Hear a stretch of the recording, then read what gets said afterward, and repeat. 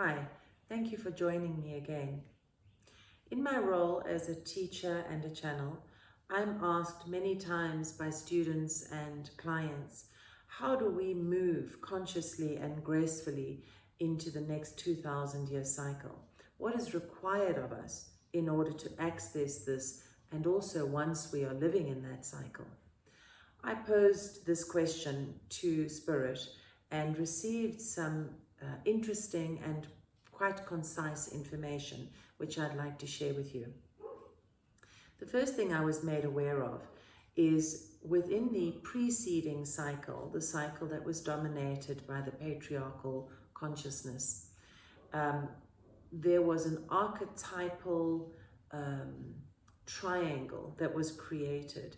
And that triangle was born from the experiences, the wounds that were perpetuated during that time.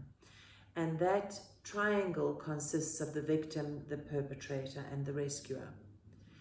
The archetypes are unavoidable for us.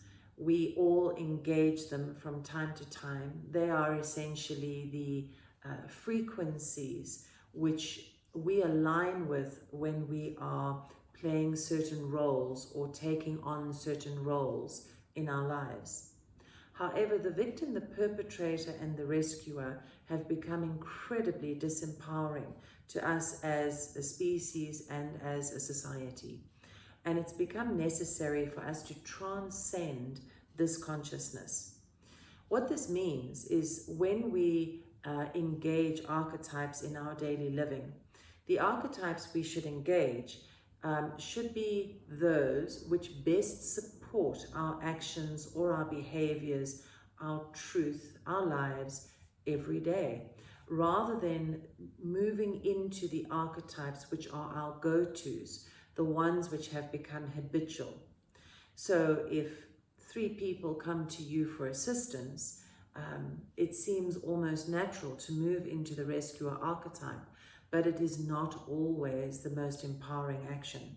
Sometimes we need to let people help themselves. Sometimes we need to simply offer advice and step back. And sometimes we do need to actually take action and support people as they go through whatever it is they're experiencing. So essentially, transcending these archetypes means the second thing which Spirit brought to me, and that is that we need to live from our truth. Now, to live from our truth is may sound very easy and very simple, and in essence it is. However, understanding what our truth is not always simple for many people. When we turn to ourselves for guidance, often we will listen to our minds, we will listen to our thought processes, we will listen to the mental dialogue, which is often contaminated by our beliefs, ideas, thoughts, memories, etc., and is not always authentically ours or authentically our truth.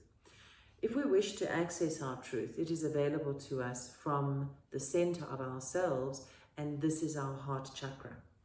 When we access guidance through our heart chakra, we are in essence listening to the consciousness of the soul. We are listening to the consciousness of the center of ourselves, the inner core of our nature, you could say.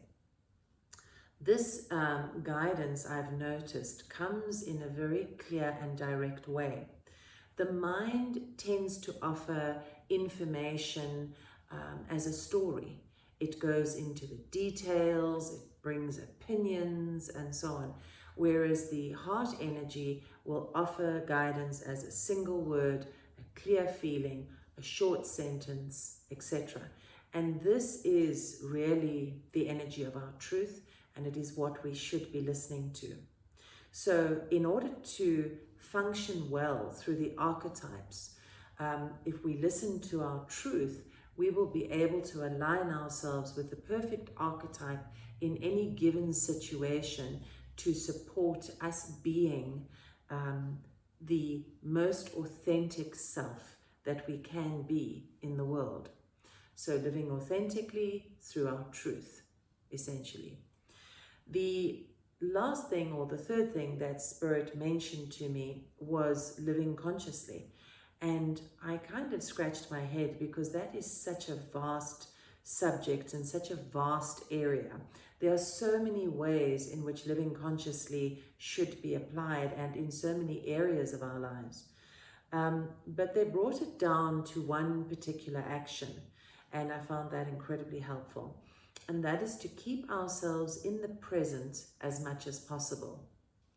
Now, being in the present, our bodies exist there all the time. Our bodies are constantly living in the here and now. They can't function in the past and they can't access the present. Our bodies are the reminders to us of our state of presence.